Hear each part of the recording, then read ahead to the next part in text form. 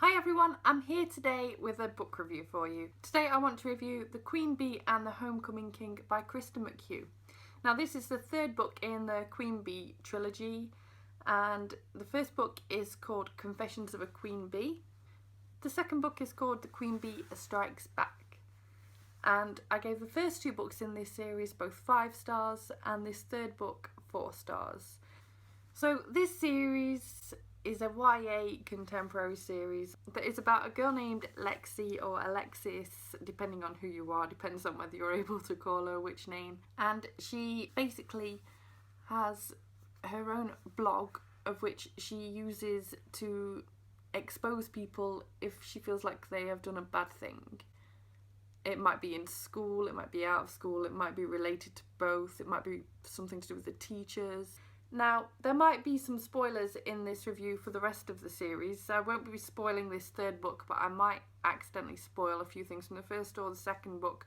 So if you've not read the first 2 books in this series, you cannot watch this video. If you've read the first 2, great, I won't spoil the third one for you, but you need to have read the first 2. So if you haven't done that, please go do that, then come back. Now, as I mentioned, I gave the first 2 books in this series both 5 stars. I absolutely adored them. I thought of them as kind of guilty pleasures because to me they are a bit, how do I word this?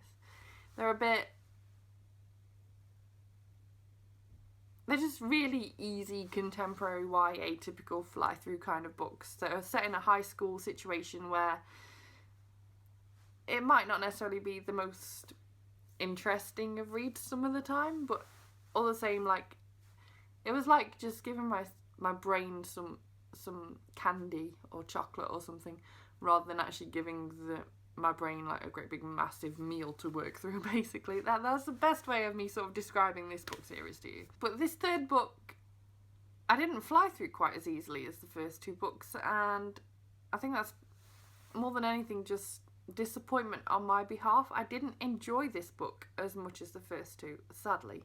One of my biggest problems with this book, sadly, is that overnight, either my tastes in reading changed drastically since reading the first 2 books, or the protagonist, Lexi, whatever you want to call her, has suddenly developed a terrible, terrible level of whining, and just, she irritated the insert naughty words here out of me. She drove me to despair in this book.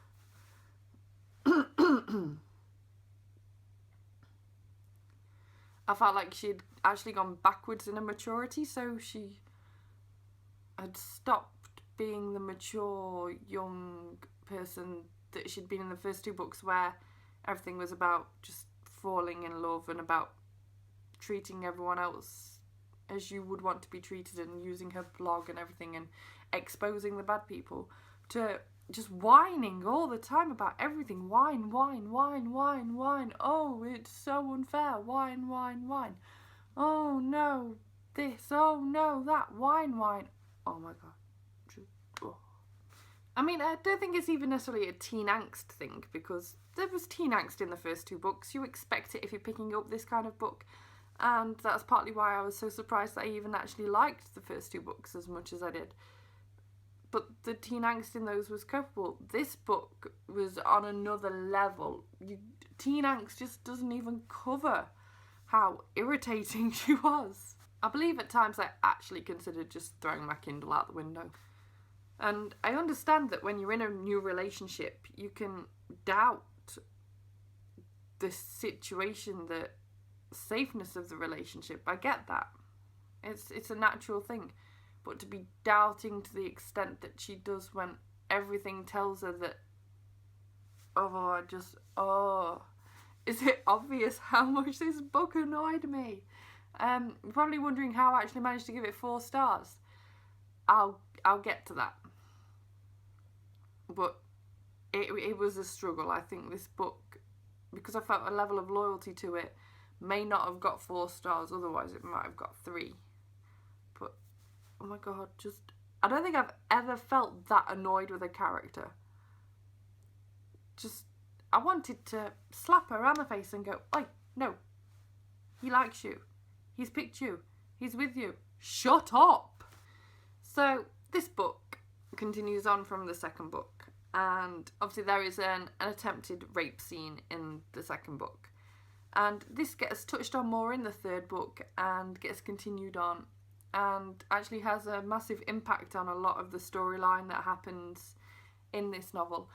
And actually, I thought the author did a fantastic job with this storyline. I felt like everything was dealt really realistically. Everything wasn't whiny when it came to this topic. And I was so impressed. And I think that's how I managed to give this book 4 stars still, because I thought that it was so important to cover such a subject like that in the way that the author did. Because the primary audience for reading this book is going to read that and know that these things happen, hopefully not too often, but probably more than you'd like to think. You can get yourself into terrible situations and that you don't have to handle it alone, and like there is a support network out there for you, and I thought that was just brilliant. I also thought that Richard came into his absolute own in this third book. Richard being Alexi's gay best friend, token male best friend. Quite frankly, every girl needs a guy like Richard in their lives. Richard is just amazing, and to see his character grow in confidence in this third book, and to see more of him, and to see just how amazing he is as a person and for the gay community, is just absolutely spectacular. Again, I thought it was something that was done really well. Final thing I'd just like to touch on is that I do feel like everything was rounded up quite nicely in a relatively nice little bow to tidy up the end of this series. I wasn't left with any major questions, although I do wonder how their relationship is going to continue with things like university happening, and are they going to end up going to different areas of the country and that kind of thing. And I'm quite excited to see... I'd be quite excited to see a continuation, say a year down the line, so we can find out where they are, what they're doing. Are they still together? Are they not? What are they both doing as a result? I think that could make a really interesting book. I don't know whether the author has any plans to ever touch this series ever again. Like I said, I'm pretty sure it was billed originally to be a trilogy, so I think the author is done with this series for now. But it'd be absolutely brilliant if we could have a follow-up at some point, even if it's just a little follow-up novella. I think that would work really well, and I really hope that that happens one day. But other than that, I feel like everything else was tied up relatively well.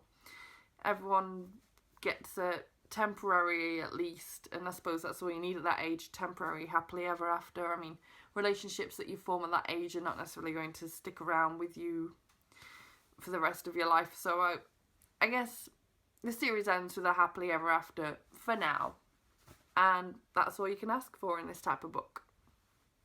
So thank you very much for watching this review and for watching me lose it a little bit in the middle there with my temper.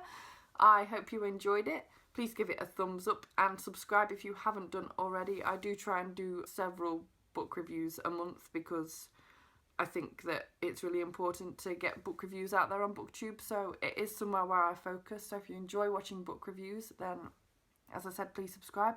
If you want to see what I'm currently reading, you can track that on Goodreads and on Twitter. Feel free to follow and friend request on both of those. And I will see you tomorrow, because this video is going up a day late. So I'll see you tomorrow with my weekly reads video. Thank you very much for watching. Bye-bye.